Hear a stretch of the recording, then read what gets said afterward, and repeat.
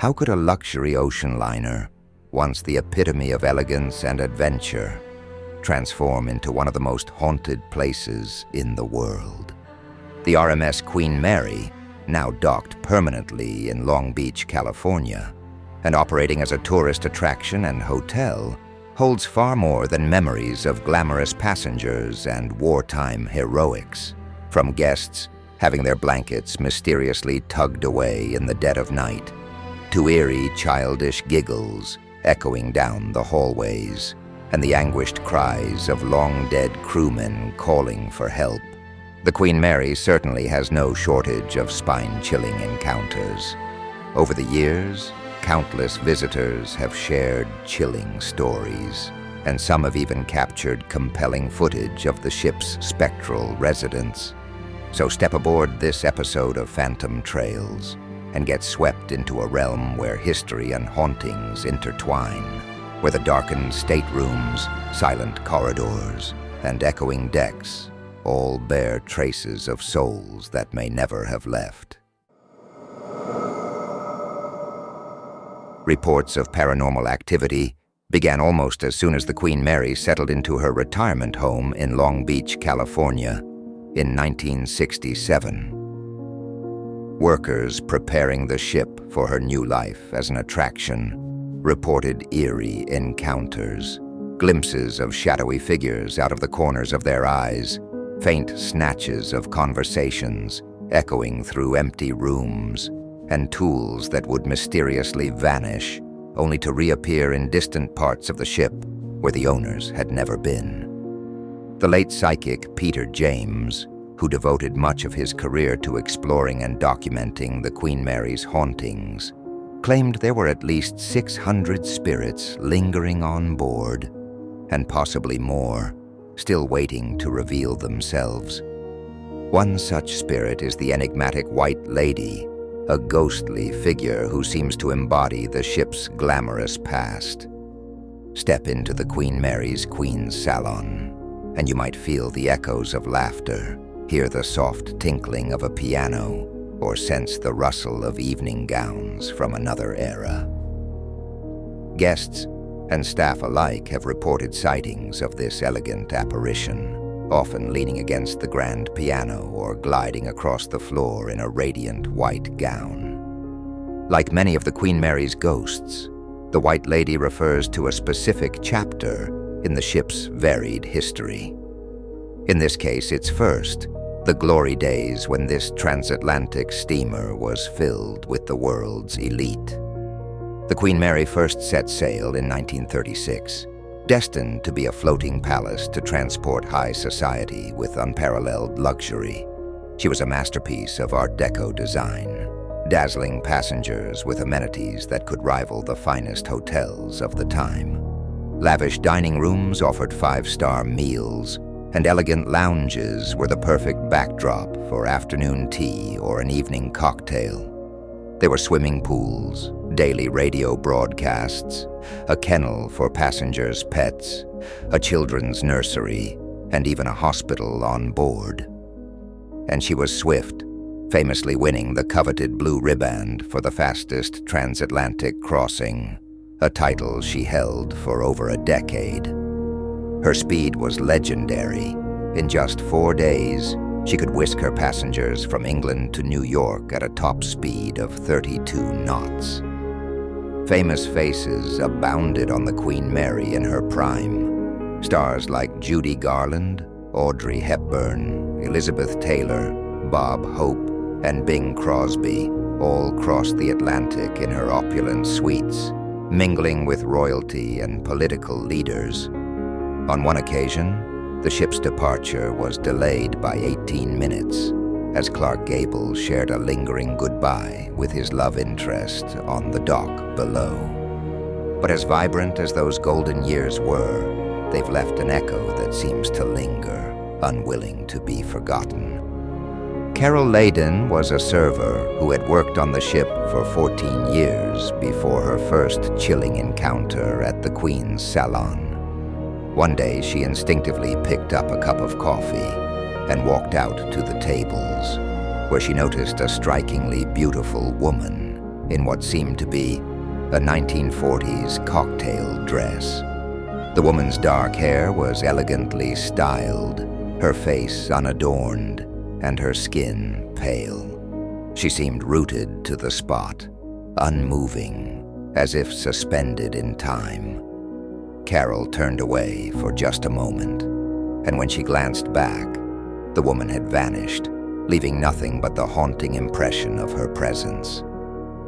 Shadowy figures are another common phenomenon on the ship, known as the mysterious shadow people. Guests and paranormal investigators report glimpses of these human-shaped shadows on a regular basis, darting in the corners of their vision, slinking along the edges of rooms, or skirting down empty hallways.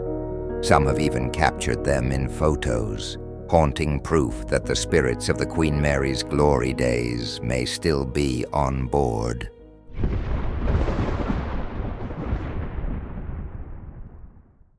On the Queen Mary's decks, a darker chapter of her history still lingers for those attuned to it. Just 4 years after her grand launch, the world was plunged into war, and the ship's glamorous days were abruptly cut short. Requisitioned by the Allies for the war effort, the Queen Mary was painted a ghostly gray, earning her the ominous nickname, the Grey Ghost. Gone were the days of royalty and movie stars. In their place, thousands of young American troops were crammed into her once luxurious interiors, bound for the harrowing fronts of Europe and Asia. At her peak, the Queen Mary transported up to 15,000 soldiers at a time, 5 times more than she was designed to accommodate. Conditions were grueling. The ship's ventilation systems struggled under the strain, and blackout conditions meant portholes were welded shut, trapping the men inside in stifling near 120-degree heat. During one infamous deployment to the Indian Ocean, it said a soldier died every 7 minutes due to the intense heat and lack of air. A grim toll that went on for hours. Today, those who venture down to the A, B, and M decks report sightings of soldiers in World War II uniforms, lost in time, perhaps unaware that the war has ended. Paranormal investigators have captured numerous EVPs in these areas, recording faint echoes of men speaking in military tones, issuing commands and recounting duties. A reminder of the lives sacrificed in service to a mission far removed from the ship's original purpose.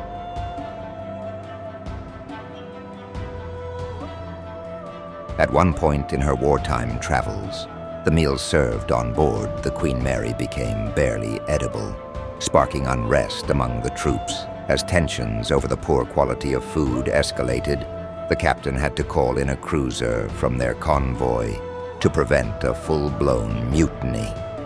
But violence had already broken out, ending in the death of a particularly disliked cook, who was thrown into the ship's oven during the riot and died from his burns. As tensions over the poor quality of food escalated, the captain had to call in a cruiser from their convoy to prevent a full-blown mutiny. But violence had already broken out, ending in the death of a particularly disliked cook, who was thrown into the ship's oven during the riot and died from his burns. Since then, visitors and staff have reported unsettling experiences in the galley. Sudden cold spots, disembodied voices, and the faint aroma of cooking when no food is being prepared. Some even claim to see a figure dressed in a chef's uniform, appearing briefly before vanishing, a haunting reminder of the galley's dark history.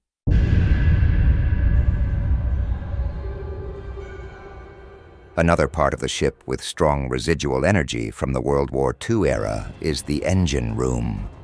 When the Queen Mary first arrived in Long Beach in 1967, engineer John Smith, who was helping to refit the ship into a hotel, kept hearing the faint sound of rushing water and metal tearing, along with harrowing cries and moans. Much later, he was able to connect this eerie phenomenon with a tragic wartime event, when the Queen Mary accidentally sliced its escort vessel, the HMS Curaçao, in half. At the time, it was customary for ships to sail in a zigzag pattern to avoid torpedo strikes. However, confusion over right-of-way led to a deadly collision. Years later, Smith would come to a chilling realization. The very spot where he'd heard that eerie, rushing water was precisely where the ship was struck when the Queen Mary collided with the Curaçao. Bound by wartime orders, the Queen Mary had no choice but to press on, leaving the men aboard the Curaçao to a terrible fate. Within a mere 6 minutes, the ship vanished beneath the waves, with only 99 men surviving out of the 400 souls on board. And Smith wasn't alone in experiencing strange encounters.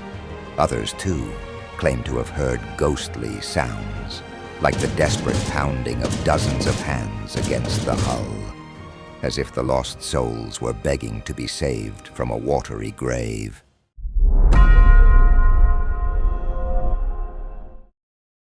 Some of the Queen Mary's World War II visitors are more high-profile, though. Winston Churchill often referred to the ship as his headquarters at sea, and it was during one of his trips that he signed the D-Day Declaration. Several visitors have reported ghostly glimpses of Churchill pacing near his private quarters or lingering on the promenade, sun, and sports decks. From the abandoned suite he once used, strange thumps, bumps, and even the distinct sound of someone clearing their throat have echoed through the empty halls.